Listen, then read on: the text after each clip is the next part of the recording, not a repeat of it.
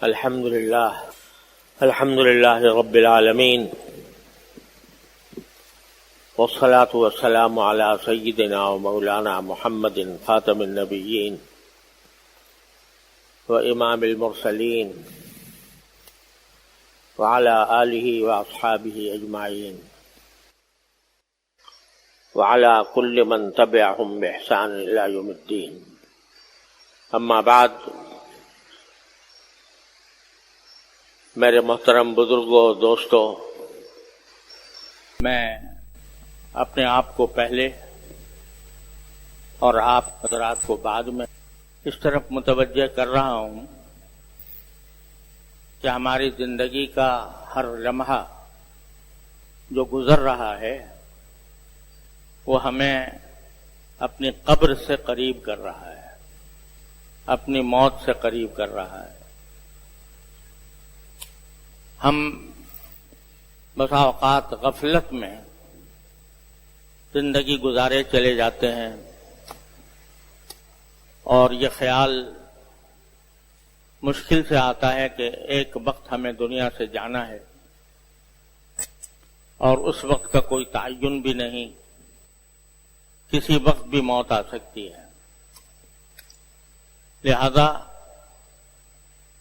اگر انسان صحیح معنی میں اپنی بھلائی چاہتا ہو تو اس کو چاہیے کہ وہ اپنی زندگی کا ہر لمحہ وہ اس فکر میں گزارے کہ مرنے کے بعد میری زندگی مبارک ہو، بہتر ہو، خوشحال ہو۔ آج کی دنیا میں لوگ عقل مند اس کو کہتے ہیں جو پیسے کمانے کا ہنر جانتا ہو، زیادہ سے زیادہ دولت کمانے کا ہنر جانتا ہو اور دوسروں پر اپنی فوقیت قائم کرے۔ لیکن رسول کریم سرور دو عالم صلی اللہ علیہ وسلم نے ارشاد فرمایا کہ الکیس من دان نفسہ وعمل لما بعد الموت۔ حقیقت میں عقل مند وہ شخص ہے جو اپنے آپ کو، اپنے نفس کو یعنی اپنے آپ کو وہ اللہ کے آگے جھکا دے اور مرنے کے بعد جو زندگی آنے والی ہے اس کے لیے کام کرے۔ اس کے لیے کیا کام کرے اس کی تفصیل بھی میں نے ایک حدیث کے ذریعے آپ حضرات کی خدمت میں پہلے عرض کی ہے کہ 4 قسم کے سوال ہونے میں میدان حشر میں ہر انسان سے۔ تو اس نے اپنی عمر کاہے میں گنوائی، اس نے اپنی جوانی کس طرح بڑھاپے میں تبدیل کی، اور پیسہ کہاں سے کمایا، کہاں خرچ کیا،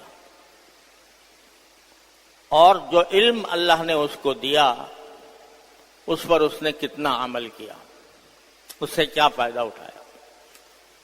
اور جیسا کہ میں نے پچھلے جمعہ بھی عرض کیا تھا کہ علم کے معنی یہ نہیں ہے کہ باقاعدہ آدمی عالم علامہ بنے تو پھر اس سے سوال ہو کہ تیرے علم سے کیا فائدہ اٹھایا، وہ تو ہوگا ہی، لیکن ہر انسان کو کچھ نہ کچھ علم تو ہوتا ہے۔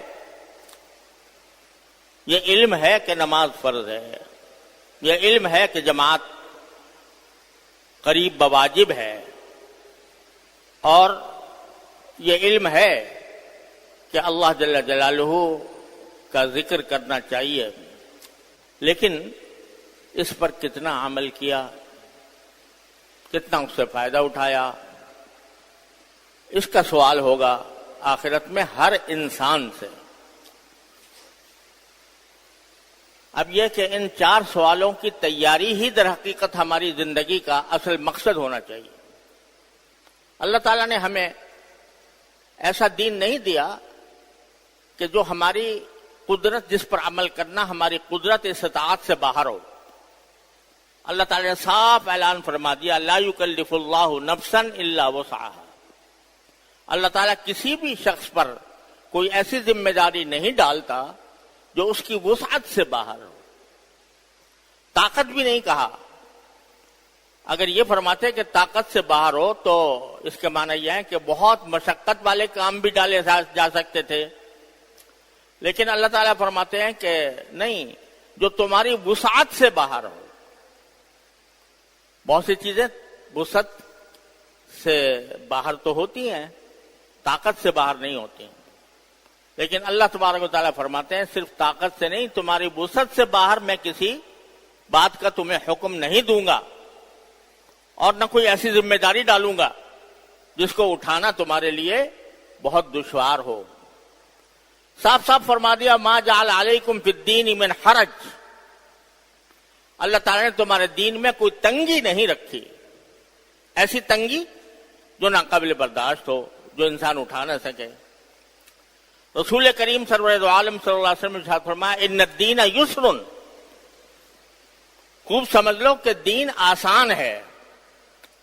یہ جو اپنے ذہن پر تم نے کھوا سوار کیا ہوا ہے کہ دین پر عمل کرنا مشکل ہے، اور خاص طور پر اس دور میں دین پر عمل کرنا مشکل ہے، یہ رسول کریم سرور عالم صلی اللہ علیہ وسلم نے صاف صاف فرما دیا، یہ سب شیطان کا دھوکہ ہے۔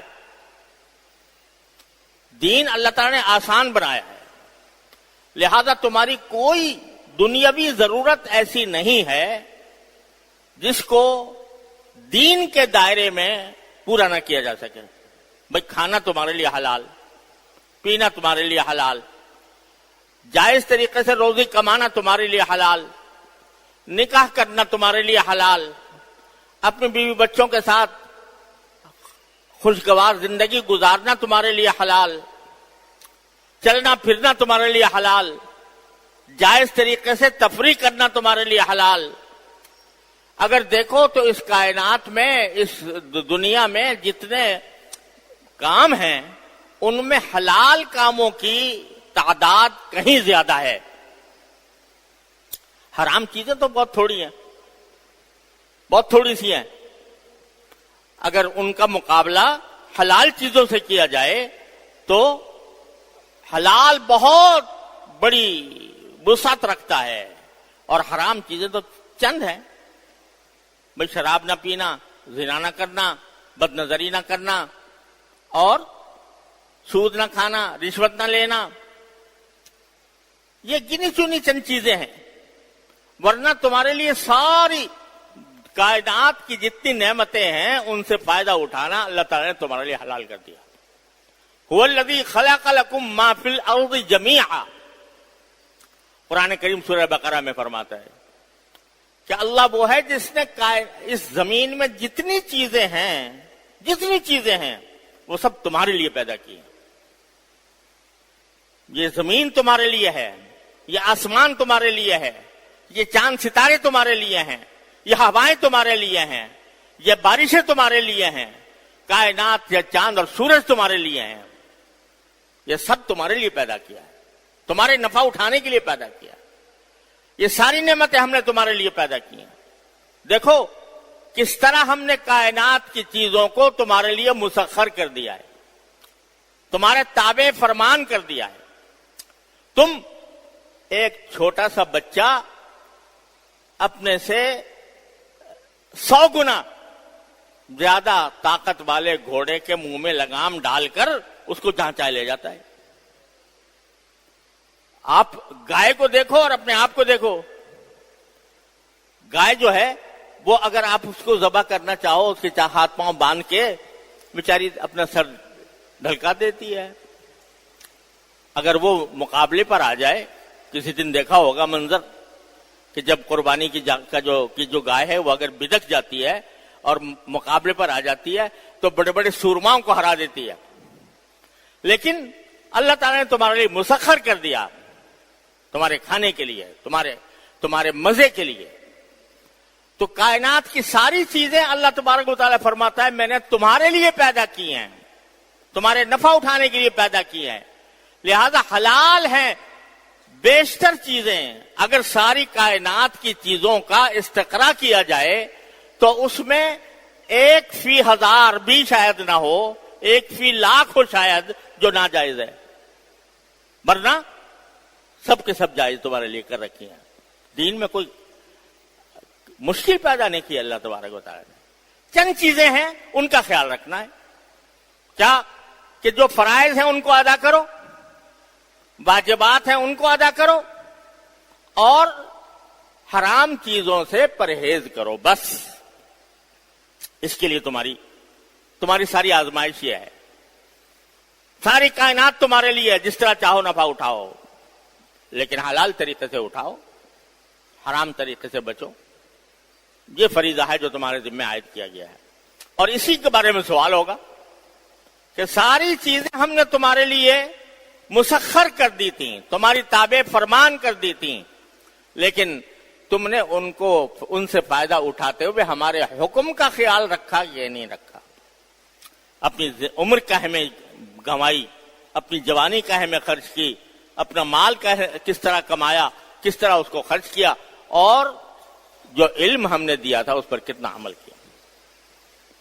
अब असल बात तो यह है कि इंसान की पूरी जिंदगी, सुबह से लेकर शाम तक की जिंदगी, हर वक्त इंसान को यह सोचना चाहिए कि जो काम मैं करने जा रहा हूं वो अल्लाह को राजी करेगा या नाराज करेगा। जो हर्फ मैं मुंह से निकाल रहा हूं वो मुझे जन्नत में ले जाएगा या जहन्नम में ले जाएगा, हर वक्त सोचना चाहिए। लेकिन मैं एक बुजुर्गों का बताया हुआ एक तरीका आप हजरात की खिदमत में अर्ज करता हूं। अल्लाह ताला उस पर मुझे भी अमल की तौफीक अता फरमाए और सब हजरात को अमल की तौफीक अता फरमाए। ये अपनी जिंदगी के औकात को सही मसरफ में खर्च करने का एक आसान तरीका अर्ज करता हूं। इतना आसान है वो कि लोग कहेंगे भाई ये तो बिल्कुल ही, ये तो इंतहाई आसान चीज है, लेकिन जब अमल करने का वक्त आएगा तो शैतान बहकाएगा, अच्छा भाई कल से शुरू करेंगे, तो जब कल आएगी तो अच्छा परसों से शुरू करेंगे। तो नतीजा यह कि फिर सारी जिंदगी उस पर अमल की तौफीक नहीं होती। लेकिन अगर दिल में कुछ फिक्र है मौत की, कब्र के अहवाल की और अल्लाह ताला के सामने पेश होने की, तो फिर भाई कम से कम इतना करके देख लें तो अल्लाह तबारक व ताला की रहमत से उम्मीद है कि हमारी जिंदगी वो अल्लाह की ताला की मर्जी के मुताबिक हो जाएगी। क्या चंद मिनट सुबह को फजर के बाद और चंद मिनट रात को सोने से पहले, ये मांगता हूं 5 मिनट सुबह को फजर की नमाज के बाद, 5 मिनट रात को सोने से पहले। सुबह को फजर के बाद 5 मिनट इस बात के लिए मखसूस करो कि अल्लाह तबारक व तआला की बारगाह में हाजिर होकर अल्लाह ताला से कुछ बात कर लो। क्या बात कर लो? ऐ अल्लाह, आज का दिन शुरू हो रहा है, पता नहीं ये दिन पूरा मुझे मिलेगा या नहीं मिलेगा, और इसके बाद कोई दिन मिलेगा या नहीं मिलेगा। ऐ अल्लाह, मैं ये दिन शुरू कर रहा हूं, अपनी तरफ से मैं ये इरादा करता हूं, अज़्म करता हूं और आपकी बारगाह में आपसे अहद करता हूं कि आज का दिन सुबह से लेकर शाम तक मैं आपकी मर्जी के मुताबिक गुजारूंगा, आपकी मर्जी के मुताबिक गुजारूंगा, और अपना हर काम आपकी रिजा के खातिर करूंगा। यहां तक कि अगर खाऊंगा भी तो सुन्नत के मुताबिक खाकर उसको मैं अब इबादत बना लूंगा। यहां तक कि अगर मैं अपने घर वालों से मिलूंगा, उनसे बातचीत करूंगा, उनके साथ कुछ खुशतबई करूंगा, तो वो भी अल्लाह आपकी खातिर करूंगा कि आपने मुझे इसकी का हुक्म दिया है, इसकी इजाजत दी है। जो काम करूंगा आपके रिजा के मुताबिक करूंगा। 5 नमाजें पढ़ूंगा मस्जिद में, और साथ में मैं हर किस्म के गुनाह से बचूंगा। झूठ नहीं बोलूंगा, गीबत नहीं करूंगा, किसी पर तोहमत नहीं लगाऊंगा, किसी का दिल नहीं दुखाऊंगा, कोई नाजायज जरिए आमदनी हासिल नहीं करूंगा, रिश्वत नहीं लूंगा, सूद नहीं लूंगा। اے اللہ میں آپ سے یہ عہد کرتا ہوں، اور زبان سے بھی کہہ دو، ان صلاتی و نسکی و محیایا و مماتی للہ رب العالمین، اے اللہ میری نماز بھی آپ کے لیے، میری عبادتیں بھی آپ کے لیے، میری زندگی بھی آپ کے لیے، میرا مرنا بھی آپ کے لیے۔ زندگی آپ کے لیے کیا مانا؟ کہ زندگی میں جتنے کام ہوں گے وہ اللہ آپ کی خوشنودی حاصل کرنے کے لیے ہوں گے۔ یہ عہد کر لو اللہ تبارک و تعالیٰ سے۔ عہد کر لیا، ساتھ ہی پھر دعا مانگ لو، اے اللہ میں نے آپ کے فضل و کرم سے میں نے یہ عہد کیا ہے کہ میں آج کا دن صبح سے لے کر شام تک آپ کی مرضی کے مطابق گزاروں گا، آپ کے احکام کے مطابق گزاروں گا، کوئی گناہ نہیں کروں گا۔ لیکن اے اللہ میں اس عہد پر قائم رہنے میں کمزور نہ ہو جاؤں، کمزور نہ پڑ جاؤں۔ اے اللہ میں اس عہد کو پورا نہیں کر سکتا جب تک کہ آپ کی توفیق شامل حال نہ ہو، جب تک کہ آپ مجھے توفیق عطا نہ فرمائیں۔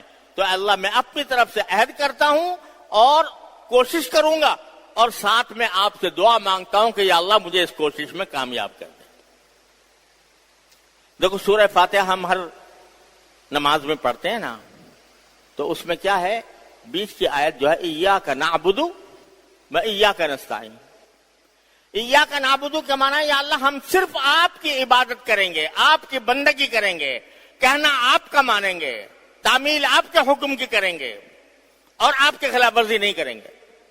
لیکن ساتھ ہی ایاک نستعین، اور آپ ہی سے مدد مانگتے ہیں۔ یعنی عبادت ہم سے ہو نہیں پائے گی، بندگی اس وقت تک نہیں ہو پائے گی جب تک کہ آپ کی اعانت شامل حال نہ ہو۔ تو ایاک نعبد کے ساتھ اللہ تعالیٰ نے ایاک نستعین لگا دیا کہ یہ جو میں دعویٰ کر رہا ہوں، ایاک نعبد بہت بڑا دعویٰ ہے، اللہ آپ ہی کی عبادت کروں گا، آپ ہی کی مانوں گا، کسی اور کی نہیں مانوں گا آپ کے خلاف۔ یہ بہت بڑا دعویٰ ہے۔ ساتھ ہی اللہ نے سکھا دیا کہ دعویٰ تو کر لو، لیکن یہ دعویٰ اس وقت تک پورا نہیں ہوگا جب تک مجھ سے مدد نہ مانگو۔ ایاک نعبد و ایاک نستعین، اللہ ہمیں سے آپ سے ہی مدد مانگتے ہیں، اور پھر آگے اس مدد مانگنے کی تفصیل اہدنا الصراط المستقیم، اللہ ہمیں سیدھے راستے پر رکھیے گا، ان لوگوں کے راستے پر رکھیے گا جن پر آپ کا انعام ہوا، ان لوگوں کے راستے سے بچائیے گا جن پر آپ کا غضب نازل ہوا، جو گمراہ ہو گئے۔ تو یہ سکھایا اللہ تعالیٰ نے، یہ سکھایا کہ ارادہ تو کر لو، عزم بھی کرو، عہد بھی کرو کہ میرے حکم کے مطابق زندگی گزارو گے، لیکن ساتھ مجھ سے مانگ بھی لو کہ اللہ میں اس عہد پر قائم نہیں رہ سکتا جب تک کہ آپ کی مدد شامل حال نہ ہو۔ تو لہذا ایک طرف عہد کرو، ان صلاتی و نسکی و محیایا و مماتی للہ رب العالمین، اور اس کے بعد اللہ ہی سے مانگو کہ یا اللہ اس عہد پر مجھے استقامت عطا فرمائیے، قائم رکھیے، اور اس کی مجھے توفیق عطا فرما دیجیے۔ یہ صبح کو یہ کام کر لو، اللہ کے حوالے کر دیا نا اپنے آپ کو۔ اب سارا دن گزرے گا، اب ہر جگہ تھوڑا تھوڑا خیال کر لیا کرو کہ صبح کو میں نے یہ اللہ تعالیٰ سے عہد کیا تھا، تو کہیں ایسا نہ ہو کہ میں اس سے پھسل جاؤں، کسی گناہ میں پڑ جاؤں، کہیں جھوٹ بول لوں، کہیں غیبت کر لوں، کہیں کسی کا دل دکھا دوں، کہیں ناجائز کمائی کر لوں۔ جب آدمی بندہ شروع صبح یہ عہد کر کے بیٹھا ہے تو آخر کچھ تو سوچے گا کہ دن میں کہ بھئی میں یہ کام کرنے جا رہا ہوں، یہ اللہ کو راضی کرے گا یا ناراض کرے گا۔ چلو اس طرح دن گزار لیا، رات کو سونے کے لیے بستر پر پہنچ گئے، اس وقت 5 منٹ اور چاہیے، اس میں اپنا جائزہ لے کے دیکھو، میں نے صبح کو ایک عہد کیا تھا، اللہ تبارک و تعالیٰ سے یہ عرض معروض کی تھی کہ ان صلاتی و نسکی و محیا و مماتی للہ رب العالمین، میں کس حد تک آج کے دن میں اس پر پورا اترا، کہاں میں نے اس عہد کی پابندی کی اور کہاں مجھ سے لغزش ہو گئی، میں پھسل گیا، اپنے نفس کے شیطان کے داؤ میں آ گیا، اس کا تھوڑا سا جائزہ لیں اور ساتھ ہی اللہ تعالیٰ سے کہیں یا اللہ میں نے آپ سے عہد کیا تھا، آپ کی مدد بھی مانگی تھی، اے اللہ لیکن مجھ پر نفس اور شیطان غالب آ گیا، فلاں وقت میں مجھ سے یہ غلطی ہو گئی، فلاں وقت میں مجھ سے یہ غلطی ہو گئی۔ اے اللہ آپ نے فرمایا ہے کہ جب بھی غلطی ہو جائے تو میری طرف رجوع کر کے توبہ کر لیا کرو، استغفار کر لیا کرو۔ تو اللہ میں آج کی زندگی میں، صبح سے شام تک کی زندگی میں مجھ سے جو کوئی غلطی ہوئی یا جو کوئی گناہ ہوا، اے اللہ میں اس پر استغفار بھی کرتا ہوں اور توبہ بھی کرتا ہوں۔ توبہ کے معنی یا اللہ میں نادم ہوں، میں شرمسار ہوں، مجھ سے پوری عہد کی پابندی نہیں ہو پائی، اے اللہ اب میں آپ کی بارگاہ میں رجوع کر کے معافی مانگتا ہوں، توبہ کرتا ہوں، اور اے اللہ میں جب نیا دن شروع کروں گا تو اس عہد کو دوبارہ تازہ کروں گا، دوبارہ اپنی کوششوں کو برسر کار لاؤں گا اور آپ کی مدد مانگوں گا۔ یہ کہہ لو، توبہ کر لو، استغفر اللہ العلی العظیم الذی لا الہ الا ہو، استغفر اللہ ربی من کل ذنب واتوب الیہ، سو جاؤ۔ اگر اس رات میں موت آ گئی تو انشاءاللہ مغفرت کے ساتھ جاؤ، مغفرت کے ساتھ جاؤ گے انشاءاللہ۔ جب توبہ پکی کر لی اور توبہ صدق دل کے ساتھ کر لی تو انشاءاللہ سیدھے جاؤ گے اللہ نے چاہا۔ اور پھر اگلے دن اگر زندگی آ گئی دوبارہ تو پھر دوبارہ وہی کام کرنا جو کل کیا تھا، اور پھر رات کو وہی کام کرنا جو کل کیا تھا۔ حدیث میں رسول کریم صلی اللہ علیہ وسلم نے رات کو سوتے وقت کو جو دعائیں سکھائی ہیں ان میں سے ایک دعا میں آپ کے سامنے پڑھتا ہوں۔ عام طور سے جو لوگوں کو یاد ہوتی ہے وہ تو یہی ہے اور مسنون بھی ہے، اللہم بسمک نحیا و بک نموت، کہ اللہ ہم آپ ہی کی نام سے زندہ ہیں، آپ ہی کے نام پر ہمیں موت آئے گی۔ ایک دعا یہ ہے جو رسول کریم صلی اللہ علیہ وسلم سے منقول ہے، اللہم انت خلقتنی وانت توفاہا لک مماتہا ومحیاہا ان احییتہا فاحفظنی ان امتہا فاغفر لہا وارحمہا وان احییتہا فاحفظہا کما تحفظ بی عبادک الصالحین۔ یہ دعا کیا ہے؟ رسول کریم صلی اللہ علیہ وسلم نے فرمایا اگر عربی میں آتی ہو تو عربی میں کر لیں تو اچھا ہے، نہ آتی ہو تو اردو میں کر لیں۔ کیا؟ یا اللہ انت خلقتنی وانت توفاہا، اے اللہ آپ ہی نے مجھے پیدا کیا ہے اور آپ ہی مجھے موت عطا فرمائیں گے۔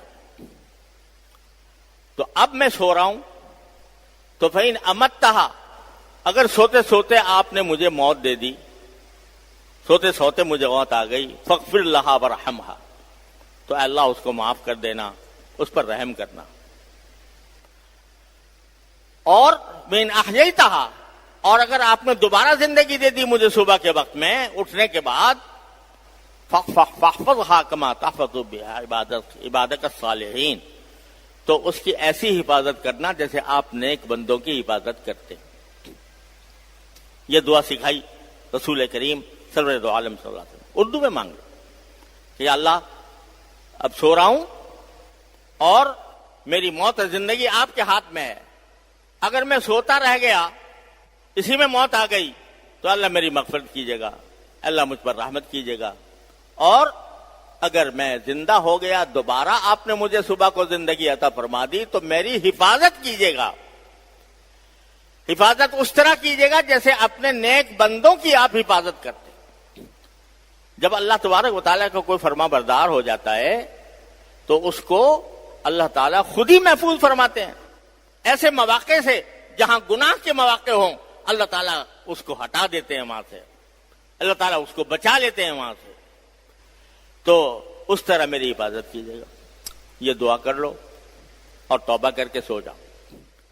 یہ عمل کر کے دیکھیں، روزانہ 40 دن بھی اگر یہ عمل کر لیا تو میں آپ سے اللہ تعالیٰ کے بھروسے پر یہ کہتا ہوں انشاءاللہ کہ انقلاب آ جائے گا زندگی میں، زندگی بدل جائے گی، زندگی اللہ تبارک و تعالیٰ کی مرضی کے مطابق ہو جائے گی، اور بندہ اللہ تعالیٰ کی بارگاہ میں حاضر ہونے کے بعد حشر کے میدان میں جواب دے سکے گا کہ میں نے عمر کہے میں گوائی تھی، میں نے جوانی کس کام میں لگائی تھی، میں نے کس طرح مال کمایا تھا، کس طرح اس کو خرچ کیا تھا، اور کس طرح مجھے علم حاصل ہوا تھا، اس پر میں نے کیا عمل کیا، جواب حاضر ہو جائے گا۔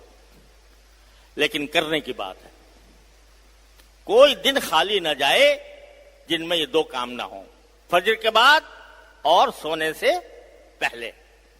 دیکھو کیا انقلاب آتا ہے، دیکھو اللہ تبارک و تعالیٰ کس طرح فضل فرماتے ہیں، کس طرح زندگی بدلتے ہیں۔ انشاءاللہ بدلے گی، ضرور بدلے گی، اس میں شبہ کی کوئی بات نہیں، بشرطے کہ آدمی سچے دل سے یہ دو کام کر لیا کرے۔ اللہ تعالیٰ اپنے فضل و کرم سے مجھے بھی آپ کو بھی اس پر عمل کی توفیق عطا فرمائے اور ہماری زندگی اپنی رضا کامل کے مطابق بنا دے۔ وآخر دعوانا الحمدللہ رب العالمین۔